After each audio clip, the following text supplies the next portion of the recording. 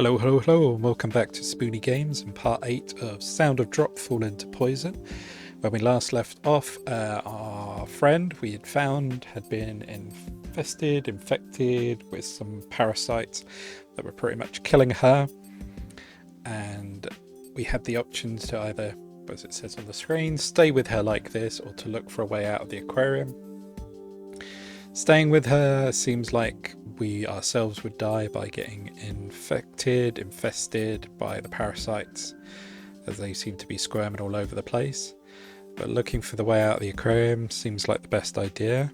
Plus, as our possible sister said, there might be a small, slim chance of saving our friend by doing that.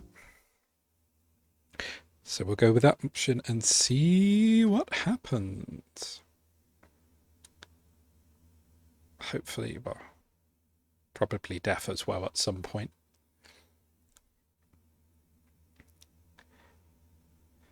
A possibility of saving Hinamo is probably 0, or just as the girl said, it may not be 0. It is not completely outside the realm of possibilities. Moreover, Mary is here just as she appeared that day. Mary is here. This aquarium where nothing but oddities occurs. Hinamo's condition is also an undisputed abnormality. I think that was the woman herself said that the parasites eating away at Hinamo were ones that wouldn't normally attack humans.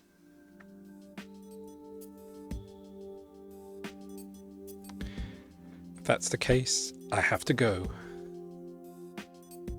Right now, the only one who can save Hinamo is me. It isn't as if the staff member or the mysterious girl or that dude or anyone else will save Hinamo. I have to walk on my own 2 legs. You go, girl. If I don't, Hinamo will not be saved. At the same time, as I stand here, I accept that determination I have. No time for my heart to be breaking.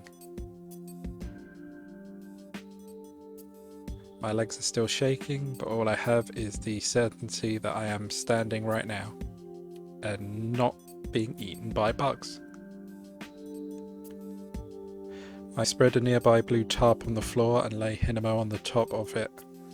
I find a towel, fold it up in several times and lay it under her, or lay it over her, sorry. As crass as it is, she now has a futon and blanket. Also touching her and up in the chance that you are going to get bugged. Just a little while, just wait a little while. First, I should check the entrance once more.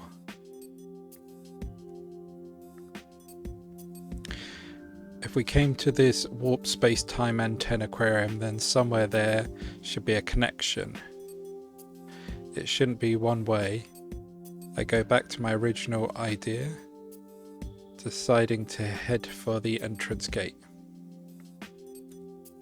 If I can get out normally from the gate, then next I'll seek a safe route.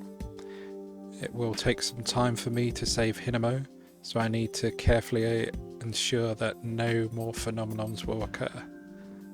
Well, you can't. You don't even know what's going on to be able to even prevent that. In the event that I can't get out through the gate, it would mean that we are trapped inside the Men 10 aquarium. If that's the case, then I'll look for a way to break out of this cage. Circumstances won't be any worse, just different. It will be all right.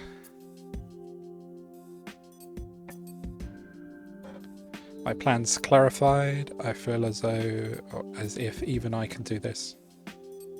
Have no special skills, and my personality is probably introverted, but my desire to save Hinamo is second to none.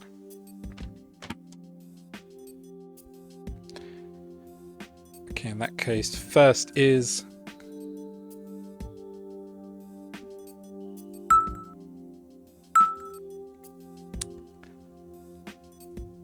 I'm thinking going the new route. Because going back the way we came means going back into the staff tunnel where Dude Guy went crazy and potentially may still be there.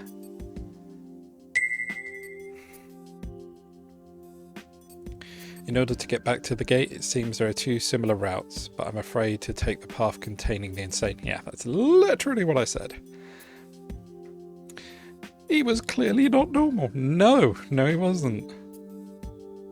I have the desire to save him, but speaking honestly, protecting myself takes priority. Yeah, because you can't protect anyone if you are dead. Moreover, as opposed to Hinamo, it doesn't seem to be headed down a straight path to death. Or he doesn't seem to be headed. If I can get out the aquarium, I should go check on his condition once more at that time. Because there's no changing the fact that he is one who saved my life. Head back inside the shed and decide to move on using the underground passage. Even if by accident, that was the way that the mysterious girl had disappeared. So yeah, it seems safer considering if that was your sister, she has lived and survived in the weirdness for years. So she seems like a good person to follow. Opening the door, I step down a rusty stairwell. It's a spiral staircase, and as I step off at the very bottom, I see a dim underground passage stretching out before me. After going down the passageway a bit, I run into a door. It seems that if I do not pass through this door, I cannot proceed. Upon slowly opening the door, I see several computers and various other machines. Since I see lots of levers and dials with numbers and up and down symbols on them, this must be where all the machines in the aquarium are controlled. Looks like it. Don't push random buttons. They probably control the tank temperatures, oxygen regulations, lighting, and such from here as well. At any rate, I should keep moving. As I proceed, the sound of my footsteps echo with a click, clack, click, clack. And echo lingers with a clack sound. Figures this place is creepy too. I mumble something like that after all that has happened. Even as I reflect on this and walk on, a jarring sound blends in with my footsteps. What was that sound just now? Gah! Puzzled, I strain my ears and can hear someone moaning. That was a moaning sound? Okay. The voice is coming from my destination, the interior of the cellar. Despite my hesitation, I proceed onward with caution. Plop. Up. Huh? Or what? After taking several steps, the voice becomes clearer. Peering through a gap in the machines, I discover the origin of the voice. Please don't do be the girl.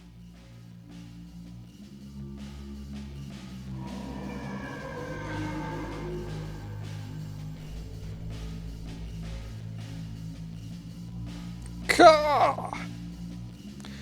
I scream out without thinking. In a corner of the control room, something completely detached from reality is taking place. So is that a killer whale just like floating about in the air? Or a killer whale, alright, it's an orca. But how? I give voice to what lies before my eyes. A plump round body with a distinct contrast between its colours of black and white. On the opposite side of its sharp, shark-like fin is its mouth, with its tapered teeth all lined up. I know this music. This is us dying music, potentially. Oh, God. I thought you knew where to go, girl. I trusted you. That's right. Orca are swimming around in here, in this room, with no water. They swim about in the air. It isn't just that they float in the air, they move and swim about using their fins and bodies.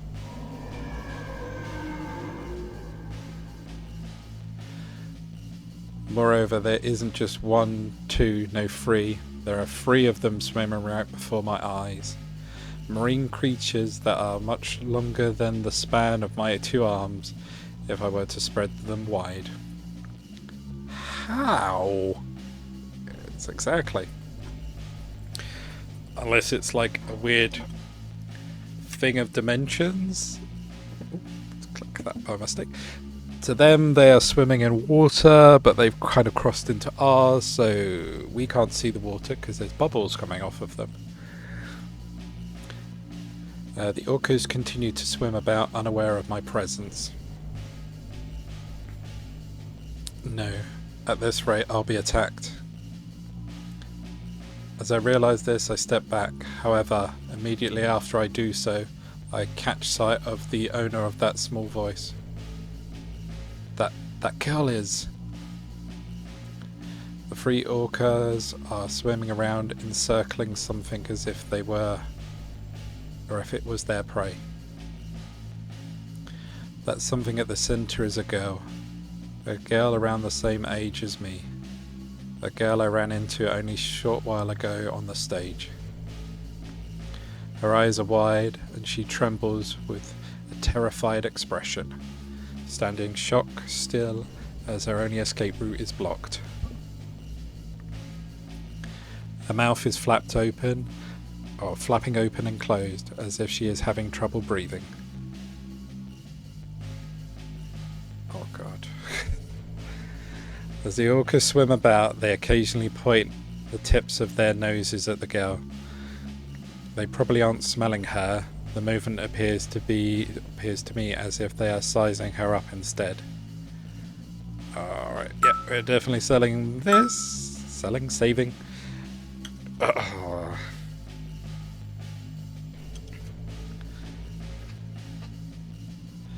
of me wants to try and save her, because if that is her sister, like, to get her out of this situation. But then hurrying... Surely we're going to make a target of ourselves as well. Oh, it's like both answers seem bad. Because she's standing still. And if we are then a thing of movement trying to, like, I don't know, run through the room, it's going to catch their attention and potentially they'll eat us. Alright, let's try and save her. I don't even know that girl's name. We're about to be eaten, so, you know, don't worry about formalities. However, as things are now, it seems that the girl will be attacked by the orca. I push my numerous doubts aside and focus only on that fact. I want to save her. I want to save everyone. Thanks to those words welling up inside, I can no longer say this doesn't concern me. Moreover, if it was Hinamo, she would surely get involved. Even if I saved Hinamo after ignoring someone in trouble, she wouldn't be happy about it. I'll save that girl! Someone! I hear those timid words she mumbles. It's just like, what are we gonna do? Little by little, the 3 orcas swimming in the air seem to be tightening the circle they have made. I have to hurry. But what should I do? Okay.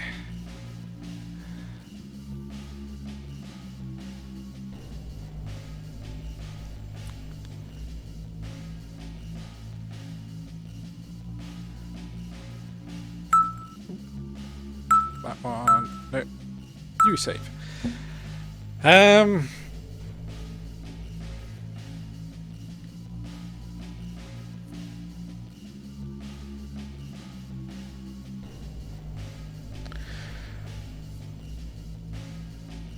Fire extinguisher, is that really going to help? Because I doubt we can bludgeon an orca to death. And even if we did get lucky with like one, the other two are still there and potentially going to then eat me and her, or just me because of being the one that attacked. Spraying it, it's very cold. Well, depending on what type of extinguisher it is. Let's just go with CO2. It would be very cold, but they literally swim in the ocean, which I imagine would be very cold at points as well. And they're ones that are normally like in the colder bits eating seals and things, so cold's not really going to bother them. The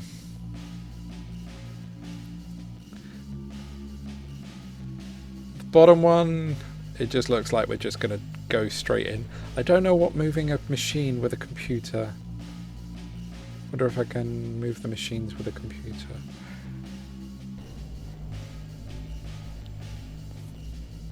So unless there's like, I don't know, an arm, like an electronic arm or something that possibly can help.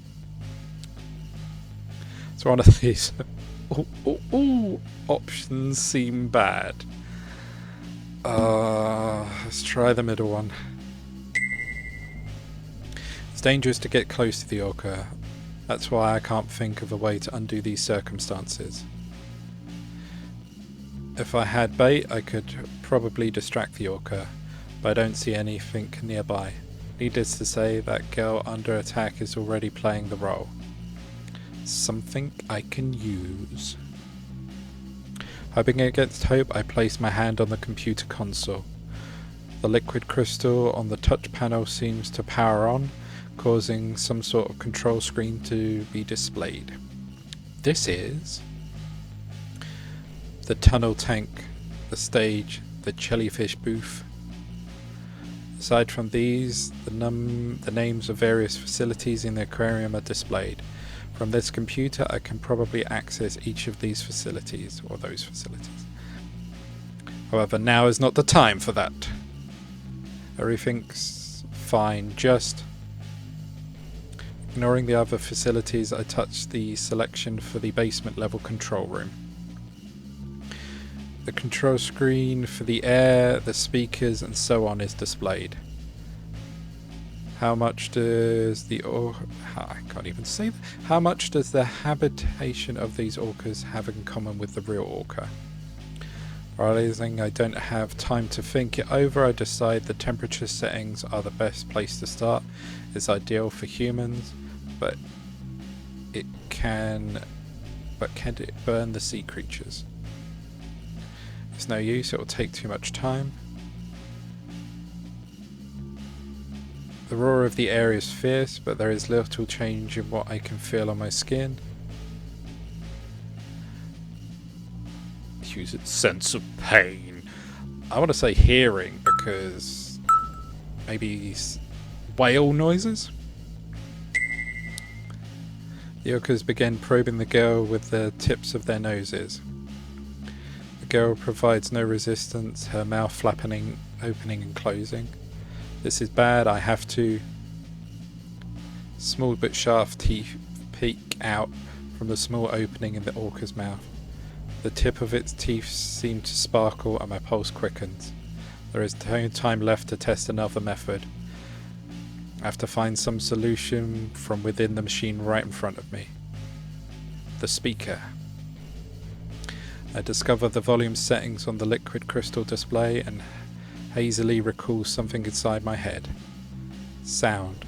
Ultrasonic waves. Their sense of hearing. I remember something I saw on TV about orcas and their environment. Dolphin whales and other similar species use sound for communication. The various species make noise and can comprehend that sound. These are creatures with excellent hearing. Anything's fine, just some noise. That was my hope, I think. If I can make a loud enough sound, I can probably repel the orca. Setting aside my feelings of impatience, I set the volume as high as possible. All that's left is where the playback comes from. I wonder where the sound comes out, huh? At that moment, chills run up my spine. The gale and the three orcas are at the I can't even say it. Periphery of my vision. The very side. Then I wonder what in the world it was that just brushed against my spine. Could it have been... Despite trying to keep it under control, my heartbeat has rapidly increased. Sweat drips down my forehead. There is one more orca here now, 4 in total. Huh? As I realise what is happening, I suddenly feel my feet or my legs floating. Not just that, my entire body is floating about. No, there's no way I could be floating in midair. My body has taken up buoyancy and is floating.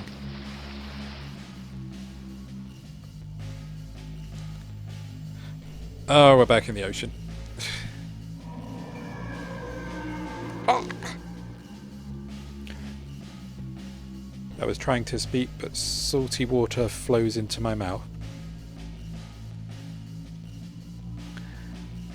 This is underwater. Without realising it, I've ended up in the ocean. Again. Unable to breathe, I am suffocating. This is bad. This is bad. Yep. Not only does it seem like I will drown, but the orcas are at my back. My eyes are finally grasping their enormous stature. On the other hand, the backdrop of this basement has disappeared. The computer, the machines, I can no longer see any of it. It's no good if things stay as they are. I'll be attacked. I'll become the orca's helpless prey.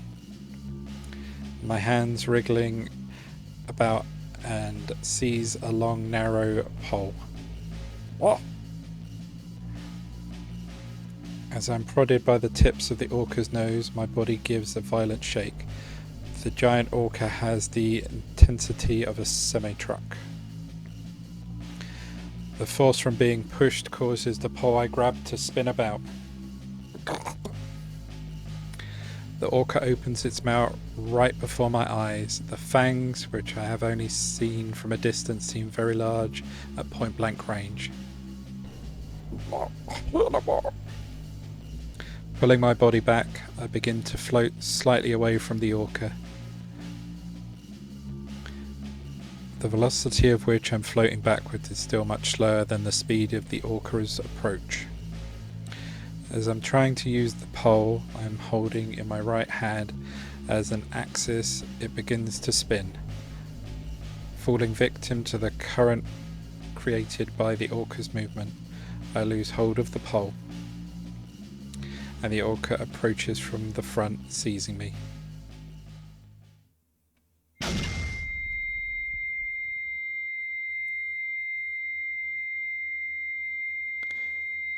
Just as the orca's fangs graze my head, a screeching, killing sound reverberates. Caw! My body hits the hard floor with a thump. With hard, rigid gasps, I realise I can breathe. What? The seawater that once surrounded me now gone. I'm once again in the place with all the machines, as if a filter has been placed over my ears. I cannot hear clearly. Strange. More importantly, that girl. There is nothing where my eyes land. Seeing that a shadow has fallen over me, I look over my shoulder. Yay! We managed to do it! So I knew about them communicating, but as soon as we ended up in the ocean, I was thinking, oh no, we ballsed it. The girl from earlier is touching the machine. It seems as if she is talking, but I cannot understand what she is saying because I cannot hear, as if someone has covered my ears. On top of the computer is a microphone, spun around. It's the type connected directly to the machine. Right, I accidentally... the howling and the clicking sound, you may be, or you may, a bit of a hearing. As the filter over the ears fades, I am able to understand the girl's words. The clicking sound, the ultrasonic waves the orcas emit, the loud volume of that sound probably repelled the orca. The illusion of being in water is also gone. Yay! We didn't die on the water again. Somehow we seem to have escaped the danger. Yeah. As I stand up, I start to feel relieved. Good. Don't start feeling relieved on your own. If you look at the big picture, our situation hasn't changed all that much. Huh? Murray? What did you say? Long hair and a bit shorter than I. I didn't realise it earlier, but she has the look of my missing little sister from behind. Her hairstyle and colour are different, but something about her makes me feel nostalgic. The girl turns away from the machines and looks back at me. Her eyes are the same colour as Murray's. After all, if my sister had continued to grow, she would surely look like this. If you're going to cause a disturbance, don't involve me. Well then. I just saved your ass. How about some gratitude, a thank you or something? But wait a second. I refuse. With no concern for me, the girl begins to walk away. She must know something. My intuition tugs at me. Wiping the dust off of my butt, I follow after her. It isn't that I'm trying to cause a disturbance. If I truly believe this girl is my sister, then I may have to deny what I see before me. I only want to speak with the girl. However, in spite of these thoughts, my words will not come.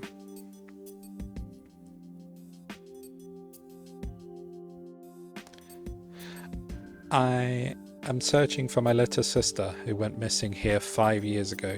You look a lot like her, that's all. So is that why you saved me then?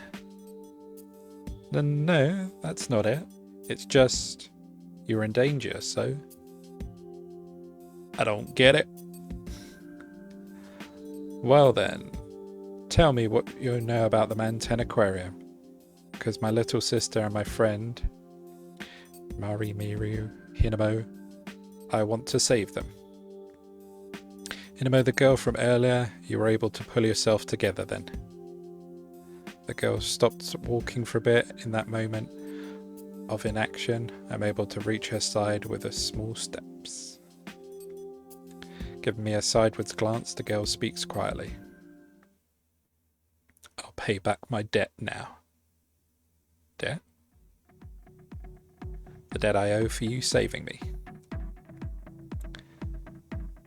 I don't see it as something you have to pay back at all. I think it is, because I don't know when either you or I will die. I should pay it back while we're still alive. So within this malicious Mantan Aquarium,